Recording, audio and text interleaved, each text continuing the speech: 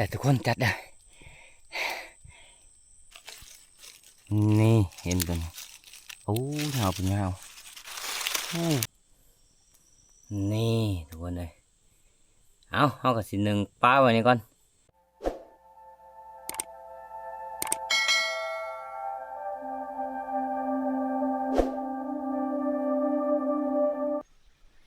กราบทักทายสบายดีทุกคนสบายดีเบิร์ดทุกคนเนาะหลังจากเขากินข้าวกินน้ำแล้วเขาก็สิหากลางล่างก่อนหรือว่าใส่หม้องเลยทุกคนไปใส่หม้องไปกระพานปลาเนาะส่วนหัวหน้าใหญ่เพิ่งกับสิผ้าน้องม้าเลาะเทิงนะไปเบิ่งต้นมะปรางทุกคนเพราะว่าหัวหน้าใหญ่สิหารอเบิ่งต้นมะปรางมืออื่นเขาก็สิไปนั่งเนาะถือว่าเขาไปกลางหม้องมื้อนี้กลางหม้องแล้วกะในพานก็สิขึ้นไปนั่งพุ่นแหละนั่งต้นมะปรางคือเก่าที่บนน้องม้าเขาไล่บักเวอร์หน่อยตอนกลางเว้นนี่แหละตอนเขาลงมาเนาะวันนี้เขาก็สิหามุดเอาเหือก่อนสิไปใส่ด่างนี่ยังบ่ทันมีเหืออยู่ในน้ำพุ่นทุกคนพุ่นเขามาเนี่ยมาสิคบกันเสร็จเลิกวันได้เลยมันจะเลิกฉันว่าเลิกวะโอ้เดี๋ยวเหือบ่ขี้เหี้ยนก่อนเอาขี้เหี้ยนไว้ทางไหนเลยไว้บัดช่องสดนะแต่มันแต่ผูกเหือผูกสิหินเห็นบ่ผ่านนี่เด้แมนบอกนี่เด้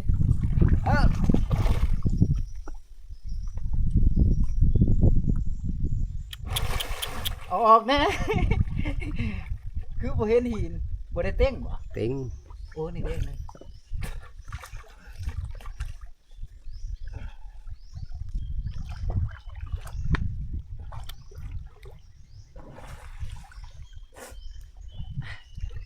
ได้ยังได้แล้วมาแก่แล้วบ่ตัวผูกแก่ผูกแก่อีกบ่ผูกได้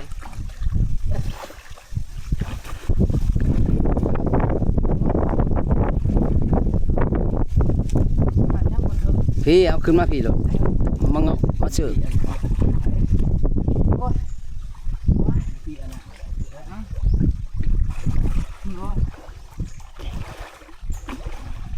มันบออกทำนั่นมันยังลายกว่า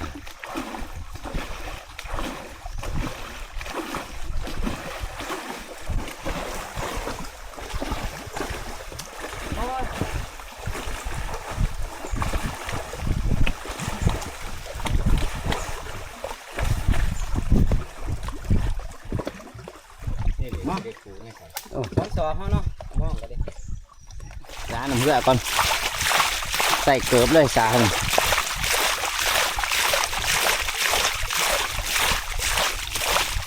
หอยก็มีแต่หอยใหญ่ๆ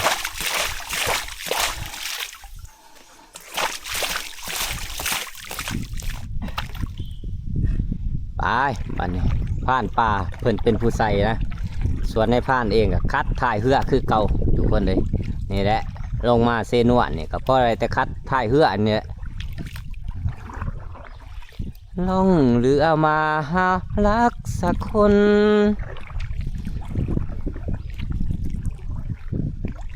มือนี่ใส่วังฟดมือนี่บ่ได้ไปกวางไปไกลโอ้แถวนี้ตื่นเมื่อใดดินี่ตัวนี้ก็คือวังฟดวังใหญ่ที่สุดเลยในเขตเซนวนทุกคนถึงเลิกพร้อมแล้วก็ถึงปูปลาหน้าน้ำกะถือว่ากับพ่อมีเนาะใส่นี่กับพ่อไหลอยู่ทุกคนนี่ถือว่าเพิ่งกะโบทีมโบปลาถือว่าใส่ย่ำได้ก็ไหลย่ำนั่นนะวังเพิ่นกะให้เนาะเรืออยู่เรือกินนี่น้ำมันจะพดไปเรื่อยเลยนี่พดปลาเด่นทุกคนโอ้มองไฟหอยอยู่ถึง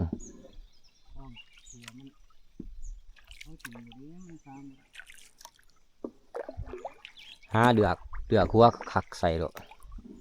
ขันว่ามันเดือกให้มันเดือแบบมองขาดนะปนิ่นกระไรเลยวังเบ็ดฝรั่งเนาะมาสิทธิ์นี่คัก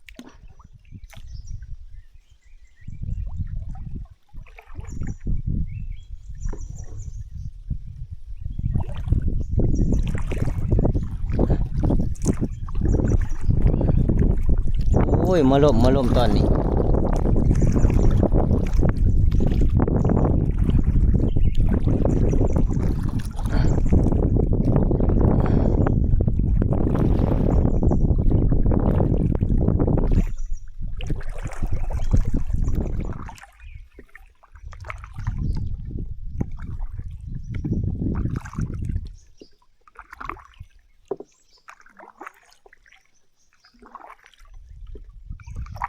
โอ้ขาดดีๆเหมาะเนาะ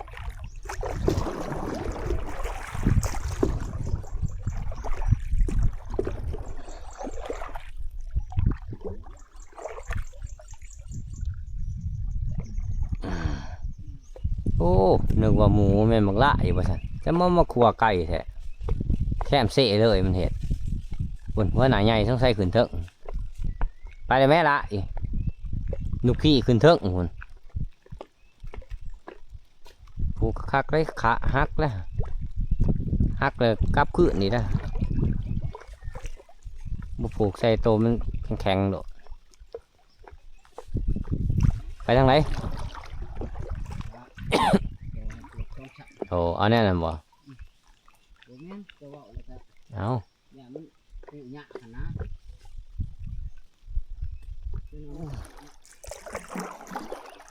หอดบนว่างใหญ่ๆกวางๆมันนะทุกคนเลยใส่กลับไปกลับมาอยู่นี่แหละ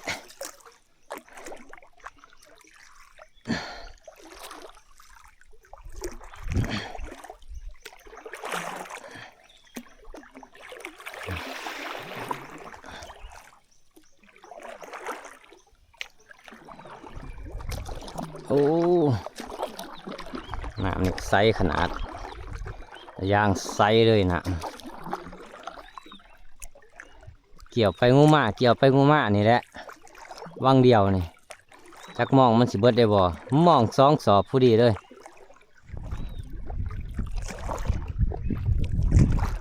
เอาใส่เหอะเนาะ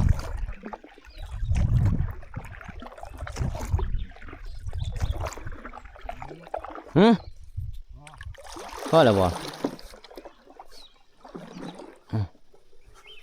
โอ้สุดเด้อกำลังพายคักบ่คัก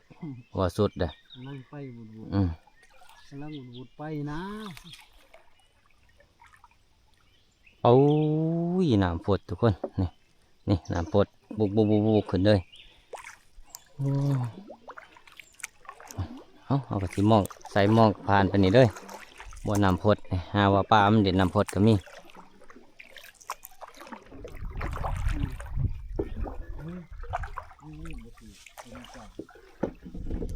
เดี๋ยวว่าหอดบอลสุดท้ายละถ่ายชุดถ่ายอยู่กับนี่เลยหางวังพด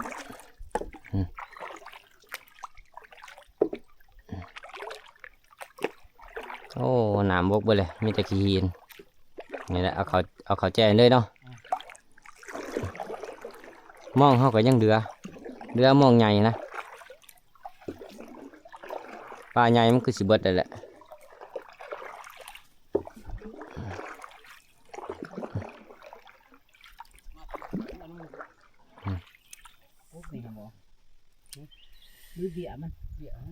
ถือว่าล่อลุ่นกันในค่ำคืนนี้หรือว่ามื้ออื่นเสาร์เนาะว่าสิต่ำหรือบ่ต่ำว่าสิเปิ้หรือบ่เปิ้นี่มองเขานี่มีทั้งมองใหญ่มองน้อยมองใหญ่เขาก็ใส่อยู่ประมาณ4 หัวนะแต่เดือนน่ะมองน้อยเบิดมาข้าวน้ำกันทุกคนกินข้าวแล้วก็สิไปหานางต้นบักไม้คือเก่าทุกคนเลยมื้อนี้กับข้าวเฮากันนี่แหละปีกหมูเครื่องนึงนี่ยังเคืองหัวมันกินตอนแรกพอได้กินน้ำกันเช็ดสู้กินแซ่บๆอีก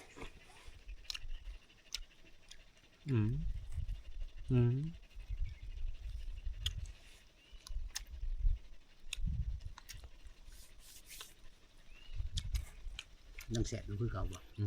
ไปบ้านนี้นอกจากเขากินข้าวกินน้ำแล้วกินกับปอกกาแฟเลื่อนทางต่อมาทุกคนผลแหละไปนั่งต้นหนกปางทางเขาลงมาผลเพราะว่าหมกเวิร์มเขากินนะสิกินอยู่ประมาณคืนนี่แหละเนาะแต่ว่ามื้อนี้มันจักมันสิเขาบ่เขาเขาก็ยังบ่ทันหูเนาะเขาสินั่งเบิ่งมื้อนี้ ส่วนผ่านป่าพุ่นเพิ่นไปทางพุ่นวังไห้พุ่นส่วนในผ่านว่าสิไปทางพุ่นแหละญาติโมจักต้นมันเพราะว่าหัวหน้าใหญ่เพิ่นไปเลาะแหละเพราะว่ามันเขากินนะต้นในผ่านก็เลยบ่อยากไปญาติเสียเที่ยวญาติบ่เห็นต้นมัน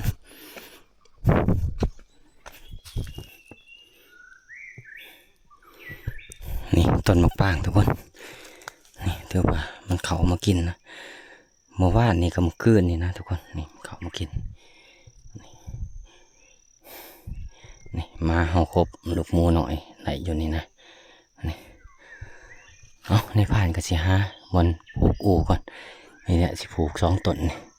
อย่างกันแต่ว่าเฮาสิผูกสูงๆในจักหน่อยเพื่อให้มันวิดกินมันนะ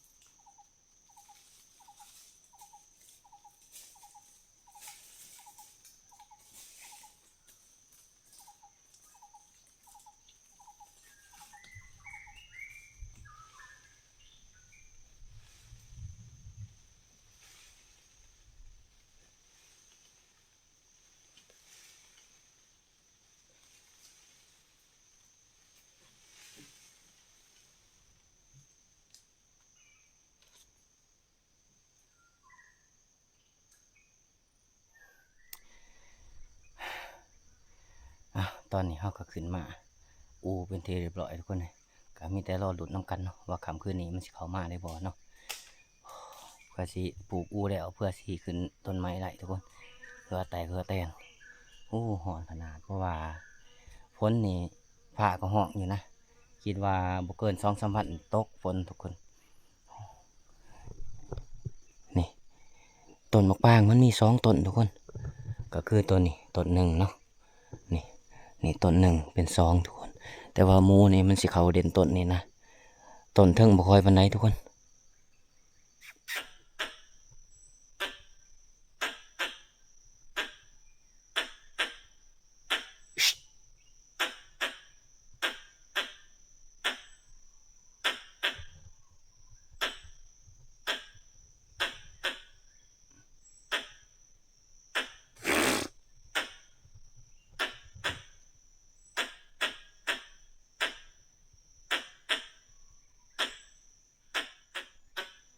ถ้าว่าพนังพวกกบใหม่ครับหรือว่า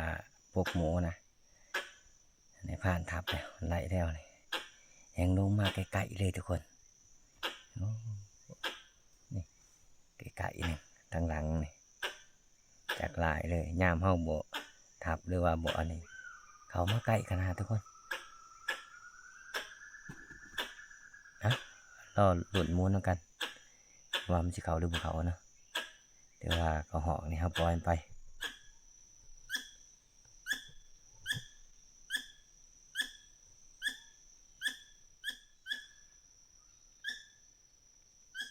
เนื้อมันเข้ามาเลยทุกคนเขาบอกว่าจะเป็นอีสังเนาะมันเห็ดปลาอยู่มันไม่เห็ดปลาอยู่เขาบอกว่าจะเป็นอีสังเนาะ ได้ทุกคนจัดได้อีเห็นทุกคนมันเข้ามาต้นหมกบางนะที่แรกว่าในผ่านว่าสีบุญยิ่งนะก็เลยผ่าห้องพึ่มมากก็เลยทับเอาเฮียนเนี่ยทุกคนเนาะดีกว่าเฮาบ่ไหลอีหยังทุกคนนี่ตบใหญ่เลยนี่นี่ทุกคนโอ้ยาวไปยาวเลยขาวขูดดืดเลยทุกคนเลยพุ่นพุ่น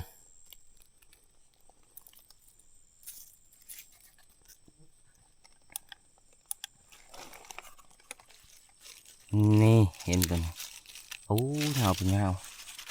โอ้ผู้ที่เขาเครื่องโตเลยทางมันยาวไปยาวจะสิไรอยู่ประมาณเกือบ80-90ผมบ่จักทุกคนยาวกระดือนี่สงสัยถือกระดูกกระบังเขานี่คนบ่มีคนเลยบนหรือว่ามันกัดกันนะตอนนี้เขาก็มาหอดทับเลยทุกคนเลยเนาะแต่ว่าคนใหญ่เพิ่นว่าผ่านปลาทับบาทหนึ่งนะบ่ฮู้ว่าเพิ่นสิทับหยังเนาะก็คือเฮานี่เอาเห็นมาหอดนี่เฮาก็สิเผาทุกคนเผาแล้วก็ขึ้นหานไว้คือเก่าเนาะที่ได้บ่มีใครกินนางกรอบเนาะไปหมดเบิดมันดื่มเสด็จก่อนโอ้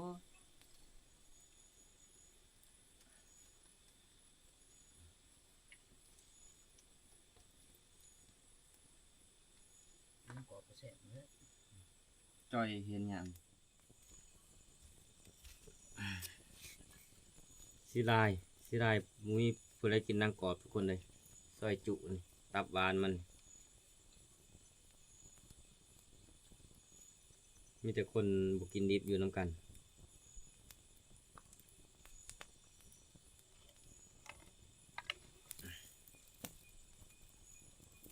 เหงาอีดีเห็นเลย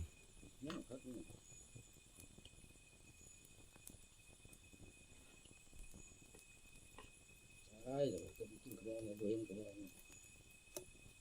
กินเบิดโอ้ย ว่าสิทาทับบักเวอร์ฝ่ามาลัยก่อนฝ่าฝนมาลัยก่อนบึ้มเนาะจนตื่นเลยยิงเอาเห็นมาก่อนซะ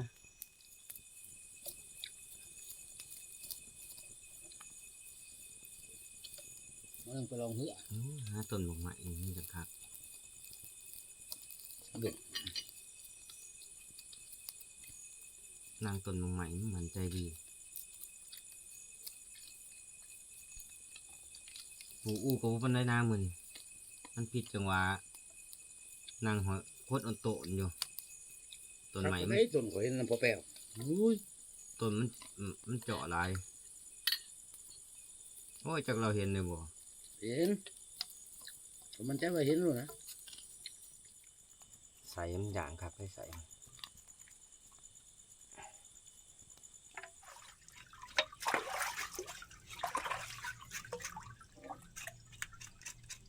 เดี๋ยวแอมเลย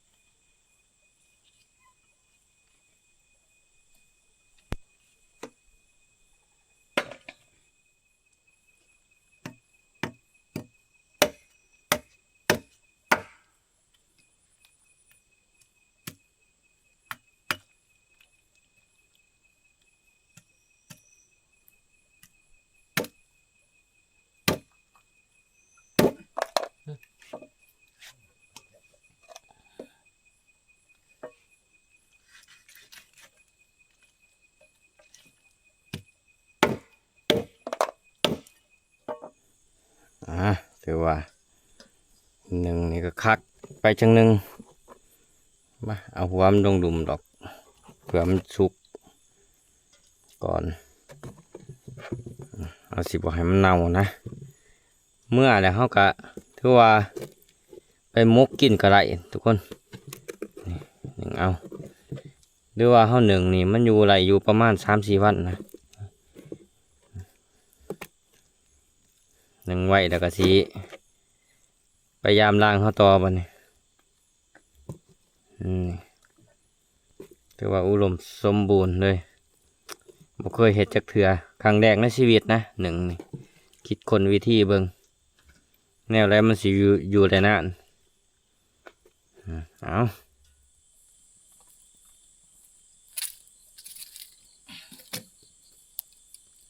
เอาไปสร้างตามปากมั่วเลย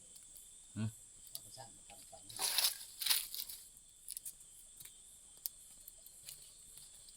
เอากดมันตั้งมันสิดังเอากด นี่ทุกคนเลยเอาเขาก็สิหนึ่งป้าไว้นี่ก่อนคุณเขาสิไปยามล่างเขาอีกที่หนึ่งนะมาแต่ยามล่างเขาจังสิคุ้มไฟขึ้นให้มันสุกถือว่าเฮาคั่วเห็นหนึ่งเห็นไว้เรียบร้อยทุกคนเลยเนาะเอาคลิปวิดีโอนี่ก็บ่มีหยังไรทุกคนในผ่านก็สิปิดไว้เพียงเท่านี้นะรอติดตามคลิปวิดีโอนะก่อนอื่นก็ขอมุกขอบใจทุกคนที่เขามาหามาส้มในผ่านตั้งแต่ต้นจนจบเนาะเอาขอบใจได้ทุกคน